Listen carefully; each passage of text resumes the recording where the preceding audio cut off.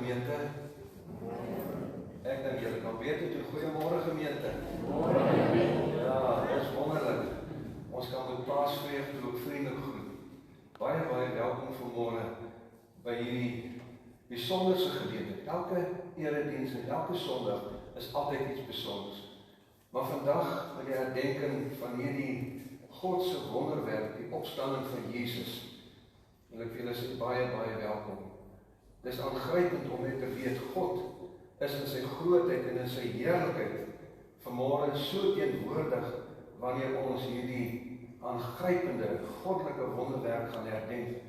En vir die erediens soos wat dit nou sal verloop, wil ek 'n gedeelte kortliks net hierso in Deuteronomium 32 vir julle voorlees, wat vanmôre ook regtig kan gebeur. Ek lees: Hoor hemele, hoor gemeente van Woodland Hills, sê God, ek praat, luister na my woorde, aarde, gemeente, my onderrig kom na julle toe, luister hierdie pragtige beskrywende woorde, my onderrig, die prediking, die woordverkondiging, kom vanmôre na julle toe soos 'n reënwater. Is dit nie mooi nie? Hoe dikwels het ons, terwyl dit so baie gereën het, staan ek by die venster en kyk ek, dan sê ek, Here, hierdie wonderwerk, dat die woord van die Here soos 'n reënwater deur ons gees, deur ons gemoed, deur ons sal spoel, om ons rein te maak, om ons dors te versadig.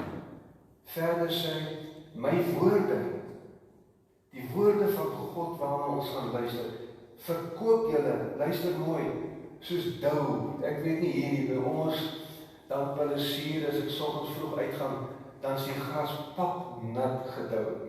En dit is waarmee die Here ons geestelik wil kom seën vanmôre met die dou van God se woord.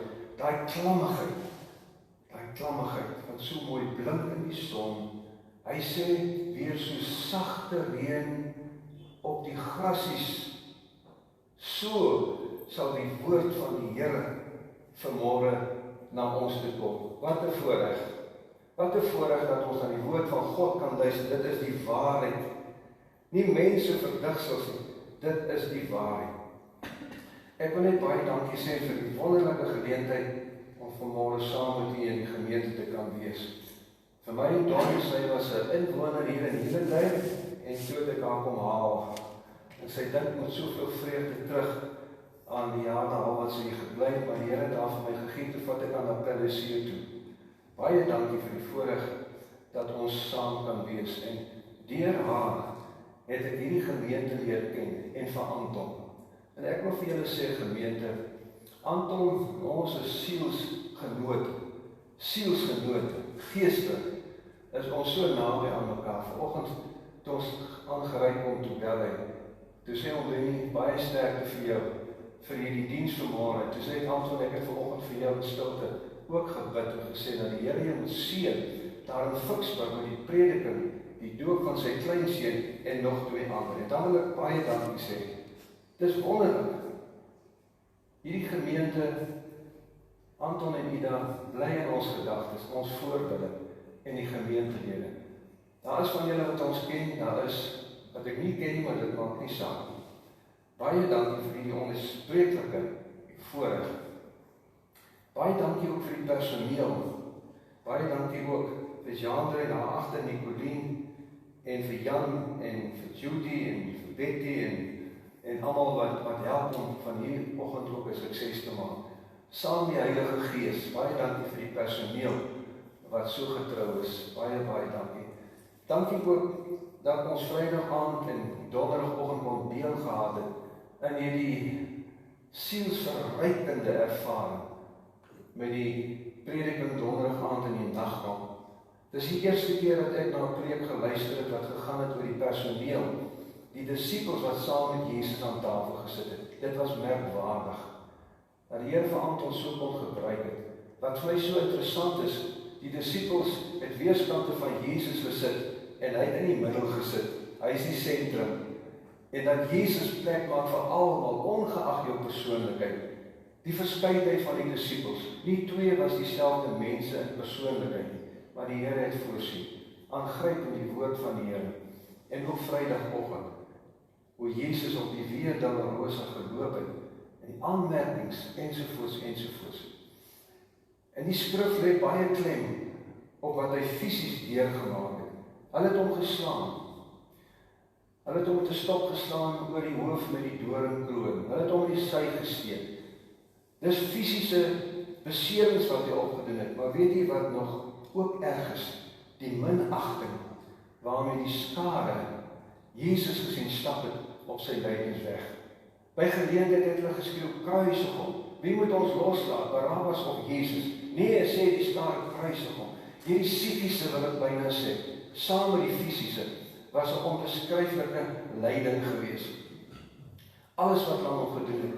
Ek het by geleentheid, het ek 'n kinderdiens gehad daar in Welkom destyds, en toe het ek gegaan en gelees, hoe lyk die gesel waarmee Jesus geslaan is. Nou kinders, dit was nou 'n langerige stok met 3 riempies. En aan elkeen van die riempies was daar 'n klompie klippies, of dit kon sink of wat ook al gewees het. En dan staan die laksman so eentjie van Jesus af, dan staan hy so met 'n gewoon hoof oor iets waar op hy stik, met sy hande geboei. En dan slaan hulle 13 keer, want die wet het gesê, jy mag nie meer as 40 geselhoue kry nie. Dan slaan hulle 13 keer, dit beteken 39 houe. En elke keer wanneer hierdie gesel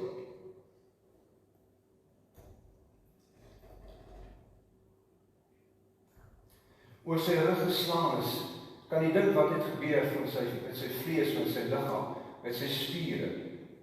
Van bo tot onder het hulle sy liggaam gestoot, na al die beledigings en al die seerkry langs die pad. Gespieg op hom. Kan jy vir ons indink, wat was die fisiese lyding, saam met die geestelike, wat mense hom met minagting behandel het. Nou wat bly oor van 'n mens se liggaam, as jy 13 keer geslaan word, met so gesel, wat eintlik 39 houe beteken. En ek kan nie onthou dat Jesus een woord gekla nie. Hy het nie een beledigende woord teenoor hierdie laksmanne uitgespreek nie. Hy het volkome, het hy hierdie straf. Nou is dit vir my baie belangrik om vanmôre net weer daaraan te dink, die weg wat hy gevolg het, tot en met die opstanding, en die weg wat hy gevolg het, na sy opstanding. Baie welkom aan een en almal vanmôre. Wat 'n voorreg om julle te sien. Jong mense, kindertjies en ouers en daar in die moederskamer met jou klein mense. Baie welkom. Hoe welkom kan 'n mens nie voel in die teenwoordigheid van Jesus nie, waar hy sy vrede en sy liefde oor ons almal uitspreek. Kan ek seker maak as jy dalk 'n besoeker, dis maar so 'n vakansie naweek van familie bietjie kom kyk, is daar 'n besoeker vanmôre so van my regterkant af? Van waar af? Van welkom af, nou wat het jy welkom? Ag, ek weet waar dit is. Ons was lank in Welkom Noord. Is daar nog 'n besoeker wat vanmôre hier is? Is jy al daar so in die moederskamer van waar? Nee, kan jy nie hoor. Maar in elk geval maak nie saak van waar nie. Baie welkom. Mag die Here hulle seën. Ek het net 'n paar papiamente wat ek in hier, waar is hulle nou? Ek het by geleentheid in Welkom, en uiteindelik in Wesselbron daar, het ek die kindertjies dan vorentoe kom, en dan vra ek van hulle, hoe gaan dit in die skool? Dan sê die seentjies, dit gaan sleg. Dan sê die dogtertjies, dit gaan lekker. So van kleins af. En toe ek nou klaar is, kniel ek by hulle, hou hulle handjies vas, seker so 10 of 15 van hulle. En toe ek nou sê, nou kan julle maar gaan sit, het draai so 4-5 jarige seentjie, en hy sê, waar is ons sweets? Sê ek, nou moet ek 'n plan maak. En toe een van die gemeente van die grilling, tot hy met 'n handvol pepermente gekom. Wil iemand vir die pepermente kom gee, of ek wil dit gooi nie. Ag, stokkies, hoeveel is julle 4? Het jy een? Daar is het 4. Nou, daar nie, is er nie enige gee vir hulle asseblief, stokkies. Baie dankie, welkom julle uit Welkom hoor. Dis 'n wonderlike voorreg dat julle vanmôre hier kan wees. Ek wil net sê die offergawes sal so by die deure, by die uitgang, kan julle offergawetjies vir die Here kom gee. Hemelse Vader, dankie dat U arms uitstrek oor almal van ons. En as U hande oor ons uitstrek, dan is dit asof U U hart vir ons kom oopgooi, om te sê, my kinders, kyk hoe lyk my hart vir julle. Kyk hoe lyk my liefde vir julle. Want alles wat gebeur het, van my geboorte tot in my sterwe, my opstanding, my hemelvaart, die uitstorting van die Gees, is 'n openbaring van my goddelike liefde, want so lief het ek julle, dat ek my enige seun gestuur het, sodat elkeen wat in hom glo, nooit verlore sal gaan, maar die ewige lewe sal beerwe. Dankie, Here. Dankie. En ek wil vanmôre vir Dominee Anton en Ida, die geestelike raad, vir die personeel, vir elkeen bid in hierdie gemeente, vir elke gemeentelid, vir elke kind, jong mens, vir elke jong getroude paar, vir die middeljariges, vir die seniors, en vir hulle bid, Here, gee dat hierdie gemeente ook voortdurend sal bid uit die liefde van God, en dit sal meedeel aan diegene wat daarin 'n behoefte het. Heilige Gees, dankie, baie dankie, U is hier, en ons is hier, rondom hierdie wêreldsaardskuddende gebeurtenis, die gebeurtenis waarvoor die wêreld verwees staan, dat U uit die graf uit opgestaan het. Here Jesus, kom met die teerheid van die liefde, met die sagtheid van die Heilige Gees, en raak ons aan. Raak ons in ons diepste wese aan. Hoeveel keer het ons al geluister na die woord? Dankie vir elkeen wat gered is, vir elkeen wat hulle lewens aan U toegewy het. Dankie, Here. Prys U naam. As daar miskien vanmôre iemand hier teenwoordig is, wat 'n geweldige stryd voer met onsekerheid, met bagasie, met onopgeloste vrae en probleme, wie se lewens tot stilstand gekom het, emosioneel gekelder is. Heilige Gees, kom en raak ons almal aan, sodat U woord soos hierdie reënwater en hierdie dou ons sal aanraak, dat die reënwater, die boodskap van waarheid deur die Heilige Gees ons lewens sal weer suiwer, en dat die dou van die hemel, die dou van God se liefde en genade oor ons sal kom, sodat die druppeltjies kan afloop, dat almal dit kan sien. Here Jesus, in U wonderlike naam, Heilige Gees, begelei ons asseblief verder in hierdie erediens, want die wonder van die opstanding is eintlik bokant ons denke. Daarom vra ek dat U vir ons in ons gees sal indra, sodat as ons by die leë graf gaan staan, dat ons God sal verheerlik in Die wonderlike naam. Amen. Kom ons sing 2 liedere. Die eerste een is hierdie 176. 176 en 422. Die eerste en die derde vers. Hierdie 176 is 'n lied wat my altyd diep in my binneste raak en my opnuut die krag, die moed en die sterkte gee. U God is die Alfa en die Omega. Gemeente, hy is die begin, hy is die einde. Hy moet die begin van my lewe wees en hy moet die einde van my lewe wees. Kom ons, kan ons staan, Julie, staan ons of sing ons, hoe maak ons? Kom ons staan, Dominee. Staan en haal lekker diep asem en ons sing hierdie goed weg, hierdie kwaad. Halleluja. Oh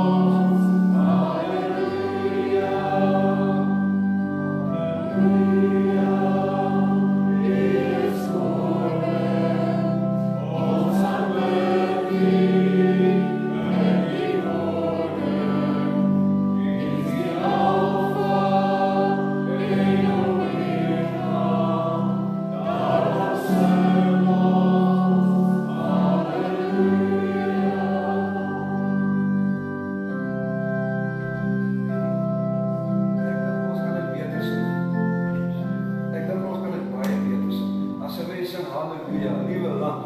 Dis Jesus Christus wat opgestaan. Kom ons sing dit uit ons diepste geestelike wese en oorgawe. Halleluja, halleluja. Dis die Alfa en Omega. Kom ons sing dit net een keer weer. Kom.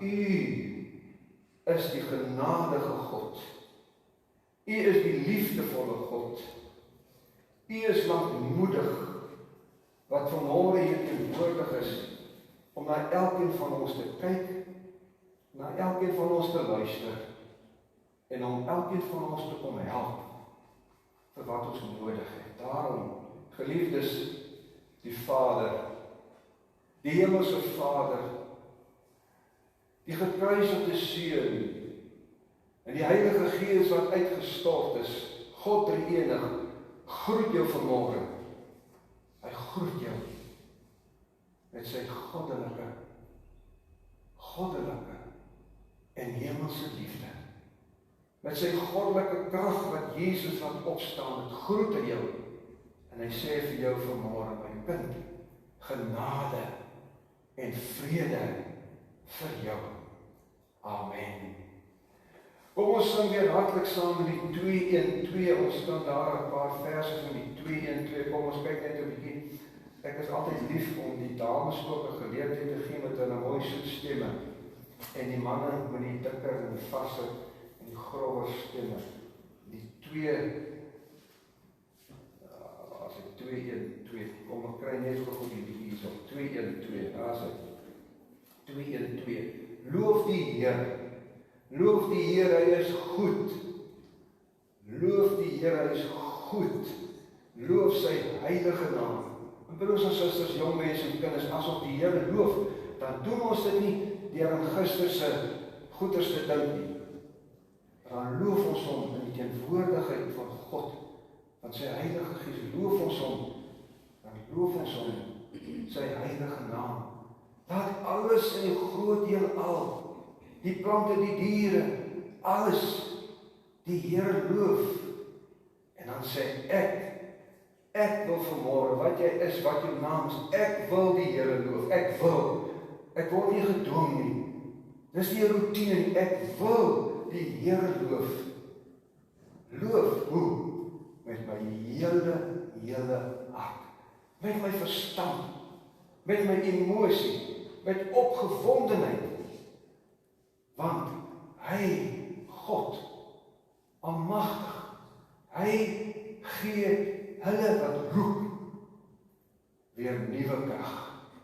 Nie fisiese krag soos hier nie, geestelike, goddelike krag, die krag waarmee ons môre te doen het, met die opstanding van Jesus. Kom ons sing daarvan, ek wil vir u vra, dat die dames, ons sing almal die eerste versie, né?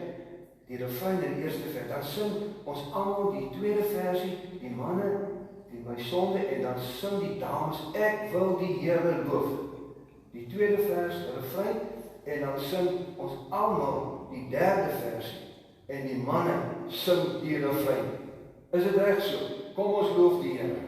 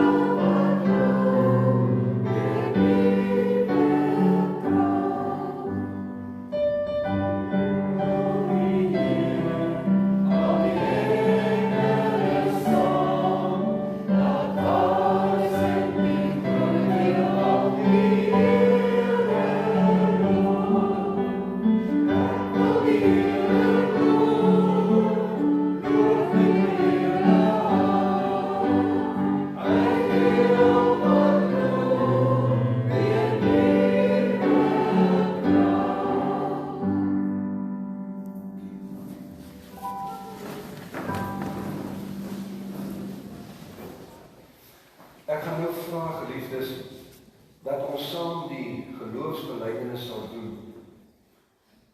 En in hierdie geloofsbelijdenis gaan ons ook vanmôre kom sê, ons glo in Jesus Christus, wat op die derde dag opgestaan het uit die dode. Hoeveel keer het u en ek aan hierdie geloofsbelijdenis gedoen en bely? Hoeveel keer? En ek het dan vir myself gevra, ben jy staan terwyl jy hierdie geloofsbelijdenis saam in die gemeente doen, of in 'n gemeente is waar 'n ander dominee doen, wat beleef jy van wat jy beleef? Ek begin soggens met hierdie woorde, ek glo in God, my God. Ek glo in die Vader, my Vader. Ek glo God die Vader, die almagtige, skepper van die hemel en die aarde. En dan moet 'n mens 'n rukkie stil sit daarby. Wat het jy nou anders bely? Die grootheid van God. Soos die Heilige Gees het vir jou kom gee in jou binneste. Geloof kom van die Heilige Gees wat by dit laat glo. Ek kan dit nie net met myself glo nie. Hoeveel mense is daar wat dit nie glo dat God die skepper is nie. Die Heilige Gees gee vir my die geloof om belydenis te kan doen van God, die Vader, die Almagtige, die skepper van die hemel en die aarde. En dit is hy wat vir my help om te kan sê, ek glo. Die Heilige Gees leer my om te sê, ek glo in Jesus Christus, sy enige gebore seun, wat ontvang is van die Heilige Gees. Reeds hier kry ons al 'n kleursel van die almag van God, dat Jesus teen alle menslike wette uit 'n maagd gebore kan word, sonder dat hulle saam gewees het. Die almag van God, dat uit Maria gebore kon word. En dan kom ons op die Via Dolorosa, en ek glo, Jesus wat gelei het, die gespot is, geslaan is, op hom gespuug is, wat gelei het onder Pontius Pilatus. Die hoofman, wat Jesus uiteindelik gevonnis het. Maak dan soos wat julle dink.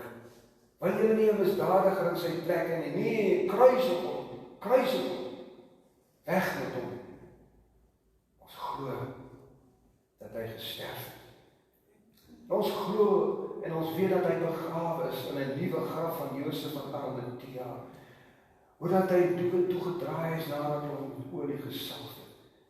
Hy is begrawe in 'n groot nuwe graf, met 'n groot swaar steen wat voor die graf gerol is, om hom te beveilig, dat niemand hom kan steel nie. En in hierdie hele lydingsproses het hy neergedaal, terwyl onder die vloekhout van God, omdat ons sondes op hom neergekom het. Omdat my wederstrewigheid, omdat my afvalligheid, omdat my dwarsheid, omdat my goddeloosheid op hom gekom het, toe hy dit gedra en letterlik die hel so beleef het. Maar dan kom die blye nuus, dan breek die son deur die donker wolke, dan kom die reendruppels saggies op my hart, en die dou kom benat my lewe, maar wat op die derde dag weer opgestaan het uit die dode, is daar 'n groter kontras. Ek glo dit. Die Heilige Gees leer my om dit te glo, en dit is wat ons vandag vier. En hy het opgevaar met die hemelvaart, hy het opgevaar na die hemel, en daar sit hy nou aan die regterhand van God, die almagtige Vader, nie sonder doel nie, van waar hy sal kom om te oordeel die wat nog lewe, die wat gesterf het, aan die regterhand van die almagtige God. Hy kom weer, en dan gaan ek verder, dan sê ek, soos wat ek U wil loof, Here, kom sê ek vanmôre vir U, ek glo in die Heilige Gees. Maar ek kan nie die Heilige Gees glo, as die Heilige Gees dit nie vir my gee om te glo nie. En daarom is dit so 'n realiteit, daarom is dit so opgewondenheid, daarom is dit so belewenis om te sê, ek glo in die Heilige Gees, die Gees van Jesus, hulle is een en die Vader. Die Heilige Gees wat in my woon, Jesus woon in my, deur sy Gees. Ek glo deur die krag van die Heilige Gees, dat ek in hom glo, en dan die pragtige gedeelte wat ons raak. Ek glo aan 'n heilige, 'n afgesonderde kerk, 'n gemeenskap van gelowiges, ook van heiliges, nie volmaaktes nie, kinders van God. Ek glo dat ons by mekaar moet kom soos vanmôre, dat ons interaksie moet hê. Ek glo in die gemeenskap van die gelowige mense in die kerk, en waar ek kom, en dan hierdie aangrypende, soos ons hom sien op die Via Dolorosa, met al die lyding en die geeselslae, op pad na Golgotha toe, aan die kruis vasgespijker. Hoekom het hy dit gedoen? Om ons te kon vergewe. Is daar iets in jou lewe waaroor jy nie kan vrede maak nie? Is die skuldgevoel, iets wat jy verkeerd gedoen het, iets wat jy nagelaat het om? Is daar iets wat jou in jou gees en jou gemoed vaskrel? Noem dit sonde. Noem dit wat jy wil, wat jou lewe Is vreugde van jou weg. Is daar iets wat vassteek in jou gemoed, in jou emosie van gister en eergister in jou verlede, wat jou die vreugde van Jesus ontneem? Is daar iets?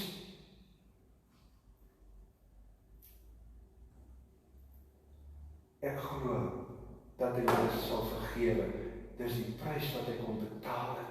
Hy hoef nie meer te ly nie.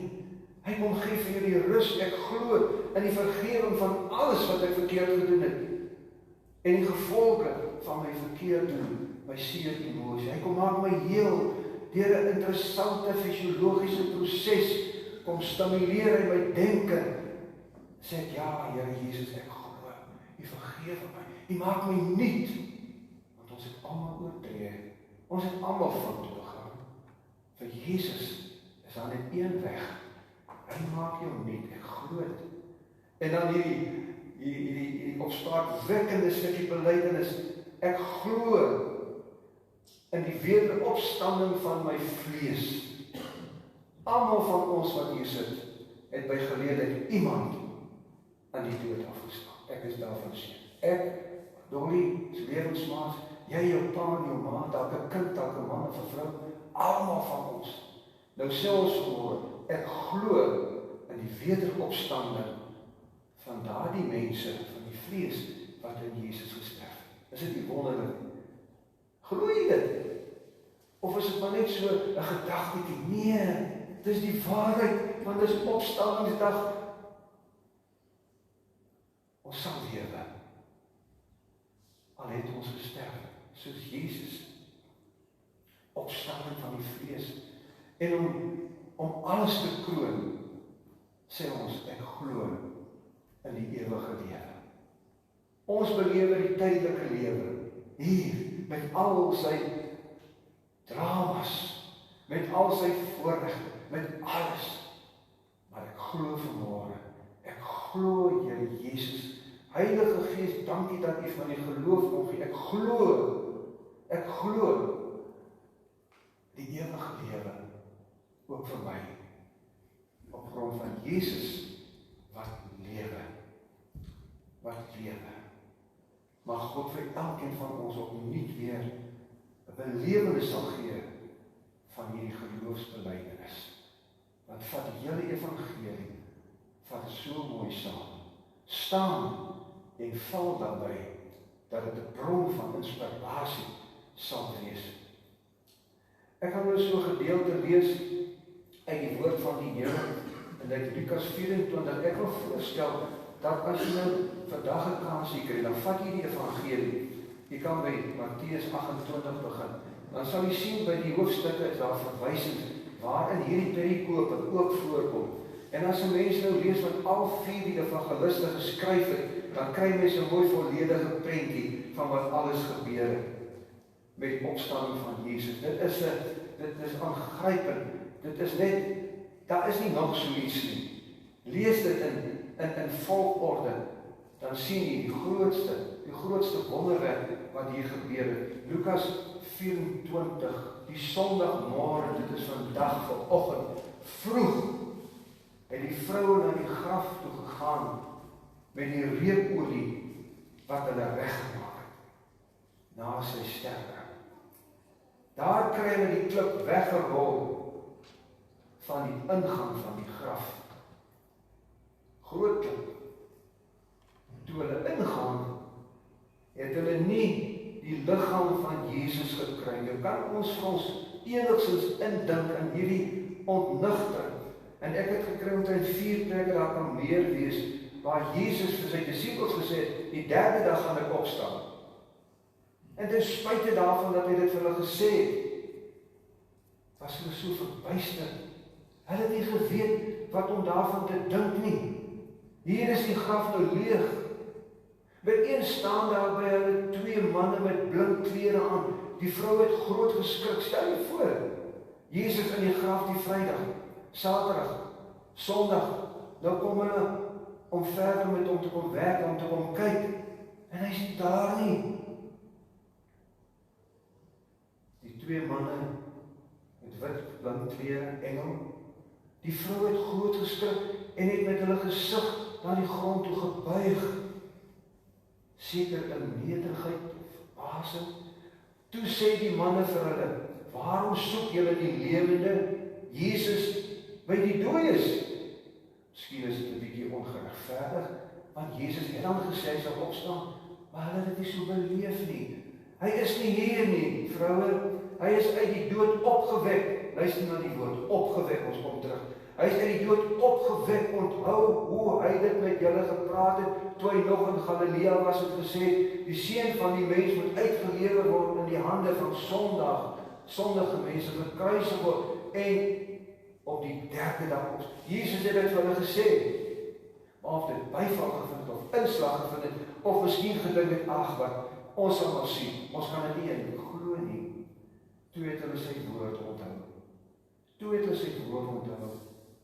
En van die graf af teruggegaan, en al die dinge vir die 11, al die ander disippels gaan vertel. Ek vermoed, Judas was nie nou by nie, vir die ander 11 gaan vertel, wat het gebeur. Die vrouens was Maria Magdalena, die dame, die prostituut dame, uit wie Jesus hoeveel duiwels gedryf het, haar siel gered het, haar liggaam genees het.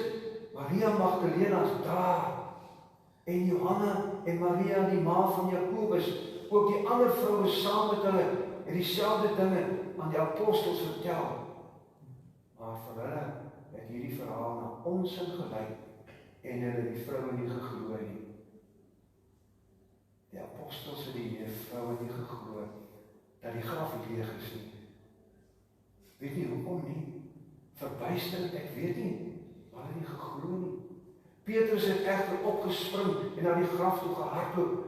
Toe hy daar voor oorbuig, sien hy net die doeke, vol verwondering oor wat gebeur het, is hy terug huis toe. Net so, is hy terug huis toe. Die leë graf, nou waar is Jesus nou? Waar is hy nou? Waar is hy nou? Geliefdes, die Here is so groot en so goed. In Handelinge, die boek wat handel oor die uitstorting van die Heilige Gees, lees ek van die volgende verse, die opstanding van Jesus.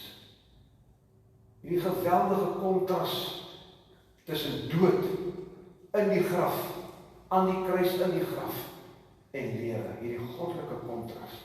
Handelinge 2:32, God, luister mooi, het hierdie Jesus uit die graf laat opstaan. God het dit gedoen. Niemand anders. God het hom laat opstaan. Daarvan is ons getuies. Soos Petrus in Handelinge nou praat. Handelinge 3:15, so het julle die leidsman na die lewe toe doodgemaak. Maar God het Jesus uit die dood opgewek, en daarvan is ons nou getuies. God het dit gedoen. Handelinge 5:30, die God van ons voorvaders het Jesus uit die dood opgewek, nadat julle hom vermoor het, deur hom aan die kruis te hang. Elke keer klein op God. Handelinge 4:33, die apostels het kragtadig getuig dat die Here Jesus uit die dood opgestaan het, en die genade van God was groot oor almal. 1 Korintiërs 15:14, sonder Jesus se opstanding, broers en susters, sou 'n prediking geen waarde gehad het. Dis waarom die evangelie gegaan het na die Paaszondag. 1 Korintiërs 6:14, God het deur sy krag, sy dynamis, hoe kan 'n mens God se krag beskryf? God het deur sy krag die Here Jesus uit die dood opgewek, en so sal ons ook opgewek word. Daar begin die sonde deurbreek, en ons ook opgewek word. Terwyl ek besig was om voorbereiding te doen, Anton het seker aan die einde van die jaar gevra of ek vanmôre net sal help. Ek sê, dankie vir die voorreg, Here, opstanding. En in die studeerkamer het ek sê, Here, hoe kan ek preek oor die goddelike krag wat Jesus lewend gemaak het? Hoe kan ek preek 'n verbruiselde liggaam, 'n stikkende liggaam, 'n bebloede liggaam, 'n gegeeselde liggaam, van hoof, dwars deur sy liggaam. Hy het nie die energie gehad om sy kruis te dra nie. Simon van Sirene moes hom help. Broers en susters, jong mense en kinders, hierdie liggaam is in doeke toegedraai en in die graf gesit. Hierdie stikkende liggaam, hierdie verbryselde liggaam, hierdie liggaam met sy wonde, glo dat sy liggaam is skoongemaak, met gesalf olie gedoen, toegedruk, maar sy liggaam was stikkend. Toe dink ek, Here, wat 'n oomblik, daardie verbryselde liggaam het U volkome genees, want U, Jesus, het mense genees van hulle blindheid, van hulle doofheid, van hulle melaatsheid, van hulle lamheid, van hulle duiwelbeseerdheid, toe hy op aarde gewandel het, hulle genees. Here, die genesing van Jesus in die graf, is my te veel. Wanneer het hy weer, onthou sy asem is uitgeblaas, toe hy sê, Vader, in die hande gee ek my gees oor, toe sterf hy. Ek het gesien, wanneer iemand sy asem uitblaas, wat vrede met God in die kamer is, die mooiste om dit te sien. En dan as jy jou asem uitblaas hier op aarde, dan gebeur die wonderlik, dan blaas die Heilige Gees die ewige lewe in jou in. Here Jesus, Vader, wat 'n oomblik, nadat Jesus sy asem uitgeblaas het aan die kruis, hy in die graf weggelê is met hierdie verminkte liggaam. Wanneer, wat is daar met U gekom en die lewe aan ingeblaas, die ewige lewe, dit is my ongrypend.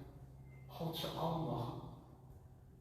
God se almag is vir elkeen van sy kinders beskikbaar, maar ons benut dit nie. Ons is vasgevang in 'n magteloosheid, van 'n hopeloosheid, omdat ons gekonfronteer word met soveel situasies, waar ek as mens niks kan doen en kan verander nie. Want dan is God se almag daar. Die disippels kon nie Jesus weer laat lewe nie. Maar God het hom. Hierdie skrif gedeeld is. God het hom genees. Wat 'n oomblik in die graf. Was God so in hom gewees en sy liggaam genees. Volkome genees. En ek dink amper dit was die engel waar die groot klip weggerol het. Want hoe sou Jesus van binne af? Waar het hy sy klere gekry? Hierdie opstandingsklere. God het dit hom gegee. Broers en susters, dis die wonder van ons wonder God. Ek is seker daarvan, jy en ek was al in situasies waar ons magteloos gevoel het. Ons kan niks doen. Niks. En dan kom God. Dan herinner hy ons aan hierdie groot wonder almagdaad. Jesus was dood. Lazarus was dood. Die dogtertjie van Jairus het hulle lewend gemaak. Ons moet deel, ons het bely, ek glo in die almag van God. Dat dit in jou geestelike verhouding en lewe moet funksioneer. Ons kom so maklik op daai punt wat ek sê, ek is nou magteloos, nou kan ek niks meer doen nie. Jy kan nie, maar God kan.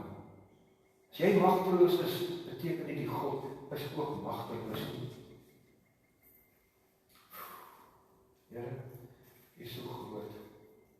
Romeine 8 vers 11, omdat die Gees van God, deur wie Jesus uit die dood opgewek is, luister met al jou aandag wat ek nou gaan lees, uit Romeine 8 vers 11. Luister met al jou aandag. Omdat die Gees van God, deur wie Jesus uit die dood opgewek is, in julle woon, sal die Gees, deur wie Christus Jesus uit die dood opgewek is, ook julle sterflike liggame lewend maak, deur sy Gees wat in julle woon. Dit is nie net Jesus, waarvan ons kan sê, Hy het uit die dood opgestaan nie. Dis 'n belofte, die wederkoms, dis 'n belofte. Want elke kind van God, trouens almal wat in die graf te sê die skrif, wanneer hulle sy stem hoor sal opstaan, gelowige en ongelowige, dis ons heerlikheid, dis ons belofte. Ons sal weer saam sing, ons sal saam jubel en juig in die hemelse sale, waar God teenwoordig sal wees. Hoe sal ons vreemdelinge bly in die hemel? Hoe? As ons saam met hom kan wees, kan jubel en kan juig, sal die Gees deur die Christus uit die dood opgewek is, ook julle sterflike liggame lewe aan. Almal van ons gaan nog sterf. Almal. Jesus het gesterf, maar hy leef en opgestaan. Handelinge 10:40. Maar God het Jesus op die 3de dag uit die dood opgewek. Sien, dis die Pinksterverhale, Handelinge 4:10-11. Die Jesus vir wie julle gekruisig het, maar wat God uit die dood opgewek het. So gaan hy voort, ek het 26 skrifgedeeltes, daar kan meer wees, wat spesifiek sê, God het hom uit die dode opgewek. Ja, ons tyd is amper, wat is nou, ja, dan nog so 'n paar minute tyd. Interessant, wonderbaarlik, van na die Jesus se opstanding, en die uitstorting van die Heilige Gees, Jesus was vervolg voor sy dood, met minagting en alles wat daarmee saamgaan. Die hoëpriesters, die wetgeleerdes, die Sanhedrin, almal van hulle het hom gehaat. As lelik. Die disippels het nie so seer die lyding ervaar voor Jesus se dood nie, in 'n mate, maar nie baie nie. Trouwens, Petrus het ontken dat hy hierdie man ken, ensovoorts. Weet jy wat gebeur na Jesus se opstanding? Die krag van God gaan oor op die lewens van die apostels. Nou is hulle die voorwerpe van vervolging. Hoekom? Handelinge 3 en 4, as jy vanmiddag kan dit gaan lees. Een middag om 3 uur die tyd van die gebed, was Petrus en Johannes op pad tempel toe. Net toe word daar 'n man aangedra, wat van sy geboorte af lam was. Sy mense het hom elke dag by die tempelpoort, wat Mooipoort genoem is, neergesit, om by die tempelgangers te bedel. Jy sien hoe staan ons mense by die verkeersligte bedel, wat kan loop. Hierdie man kon nie loop nie. Hy het gehoop op diegene wat tempel toe kom, om vir hom 'n aalmoes te gee, want hy het swaar, hy kon nie werk nie. Toe hy vir Petrus en Johannes sien, net voor in die tempel ingaan, het hy van hulle gevra. Aalmoes gevra. Petrus en Johannes kyk hom toe stik aan, is my so mooi. Hulle neem hom ernstig op. Hulle kyk nie daar rond en praat, hulle kyk hom in sy oë, met die nodige erns en oorgawe. Petrus en Johannes kyk hom stik aan en sê, Petrus sê, kyk na ons. Amper soos 'n bevel, kyk na ons. Onthou, hulle is nou vervul met die Heilige Gees, né? Na die uitstorting van die Heilige Gees. Hulle is vervul, kyk na ons. Sjoe. Toe kyk die man na hulle, in die hoop, dat hy iets van hulle gaan kry. Maar Petrus sê, geld het hy nie. Maar wat ek het, gee ek vir jou in die naam van Jesus Christus. Dis al wat hy het om te gee. In die naam van Jesus Christus staan op en loop. Dit is wat die almag van God in Petrus en Johannes se lewens kom doen het, na Jesus opstaan. Dis die krag van die werking.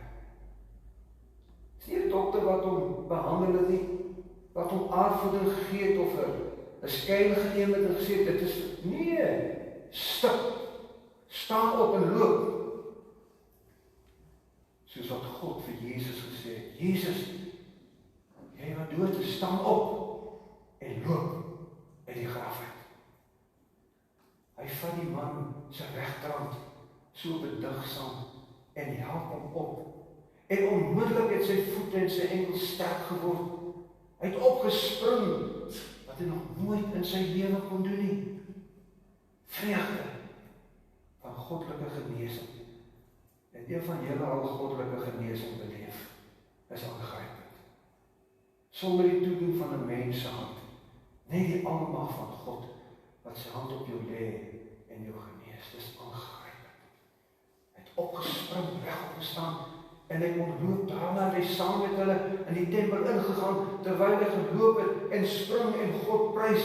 Al die mense het gesien dat hy loop en God prys, maar toe besef hulle dat het hy is wat voor die tempel die mooipoort gesit en weer het, was hulle baie verbaas en verwonderd hoe wat gebeur. Broers en susters, dit is die kenmerk van die opstandingskrag van Jesus.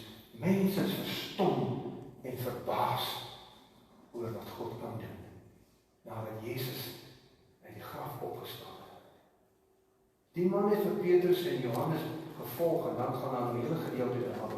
In hoofstuk 4, Petrus en Johannes was nog besig om met die mense te praat, toe die priesters en die bevelvoerders van die tempelwag, die Sadduseërs, Petrus afstorm. Die priesters en die ander was onthutst, omdat die apostels wat die mense geleer het en verkondig het dat Jesus opgestaan het. En onthou, ek het dit nie gelees nie. Hierdie godsdienstige skynheilige mense het na Pilatus toegegaan en sê, Pilatus, gee vir ons 'n wag. Want ons het gehoor, hierdie bedrieger, noem hulle Jesus, hierdie bedrieger het gesê, op die 3de dag sal hy opstaan. Gee net vir ons wag. En Pilatus het teen alle verwagting gesê, reg, en hulle het die Romeinse soldate wag opgestel, al rondom die graf van Jesus. Want stel nou, sê hulle, iemand sal kom en sy liggaam steel, en die leuen verkondig en sê, hy het opgestaan. So het hierdie godsdienstiges gedink. Maar God is slim, en hy weet, en die wagte het gewaak. En toe, hulle sien, Jesus is nie daar nie, was het verskrik. Nou 'n soldaat, wat nie sy vlug uitvoer die dag, net een pad, dood. En hulle het vir die owerheid gaan sê, en weet julle wat sê die owerheid vir hierdie soldate? Ons sal julle geld betaal. O, die ewige mammon, wat verwoesting saai in ons dag en lewe, met al die korrupsie, met al die onheilighede. Ons sal julle betaal. Verkondig die gerug. Sy disippels het hom kom steel. Hy steel uit die opgestaan. En hulle doen dit. Broers en susters, God is magtig. Geld kan nie sy opstanding tot niet maak nie. Hy is almagtig. En so is die verhaal versprei, en die Petrus en Johannes, die goddelike genesing wat plaasvind, hulle was kwaad geweest, omdat hulle die woord verkondig, Jezus het opgestaan. Sy opstanding werklikheid geword het, dat Petrus en Johannes gevangen geneem, en omdat het laat was, hulle in die tronk gesit, tot die volgende môre. Dan gaan maar die hele gedeelte oor. Toe het Petrus vol van die Heilige Gees, opstandingskrag gesê, raadslede van die volk en familiehoofde, julle verhoor ons vandag oor 'n weldaad van 'n siek man, en oor hoe hy gesond geword het. Julle almal in die hele volk Israel moet weet dat in die naam van Jesus Christus van Nazareth is, dat hy die gesond voor julle staan. Die Jesus, vir wie julle gekruisig het, maar wat God uit die dood opgewek het. Hier stap die man gesond. Broers en susters, jong mense en kinders, daar is nie nog 'n godsdienst waarvan die Verlosser gesterf het en opgestaan het. Die kontras. En wat nou aangrypend is, nergens is daar sprake in die Bybel dat Jesus na sy opstanding met sy opstandingsliggaam ooit weer vervolg is nie, of geslaan is nie, of weer probeer doodgemaak word nie. Want hierdie opstandingsliggaam is bokant die dood verhewe. Dit was goddelike en ewige lewe wat hy van God ontvang het. Hy het nie die teenstand gehad soos voor sy dood nie, die verwerping gehad nie. Hy het die pad geloop, maar toe val die lyding op die disippels, die apostels, wat die werk van Jesus voortgesit het, ongetyd opgestaan. Die gebed van die Heilige Gees, nie my gebed nie, sy gebed vanmôre, geliefdes, is dat ons waaragtig die grootheid en die liefde van God, die krag van Jesus se opstanding sal wees. Gaan huis toe. Gaan huis toe en dink. En dink. Dink. Jesus het gelewe, aan die dood onderworpe, hy het gesterwe, maar hy lewe.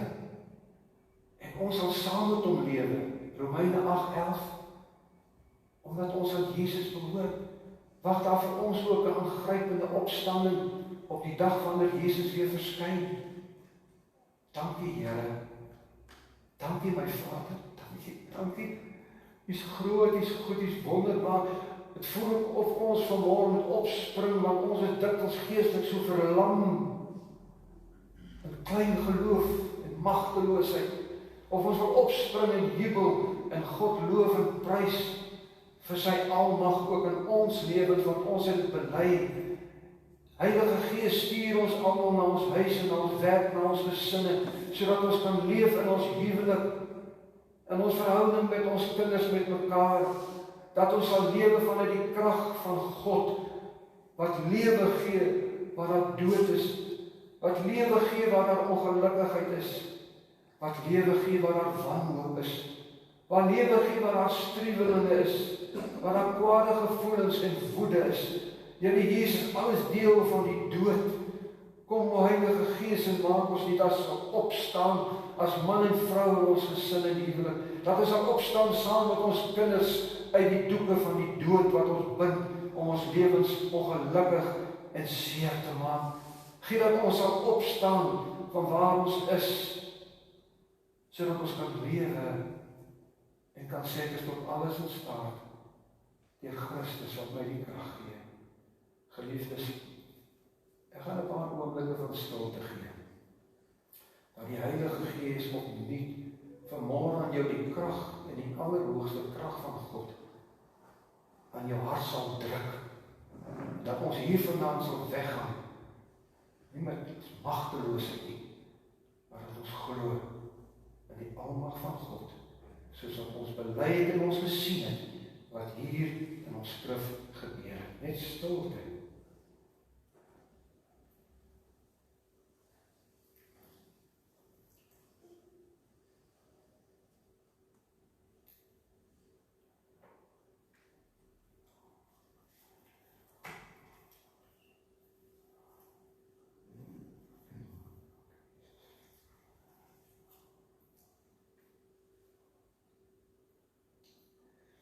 Ons gaan nou weer die pragtige oorwinningslied sing.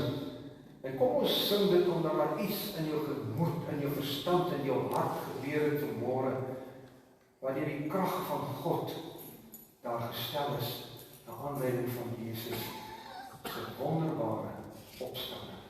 En dat jou en my lewe nooit weer dieselfde sal wees, want ons lewe nie uit kragteloos nie, maar ons lewe uit die krag van Jesus se opstanding.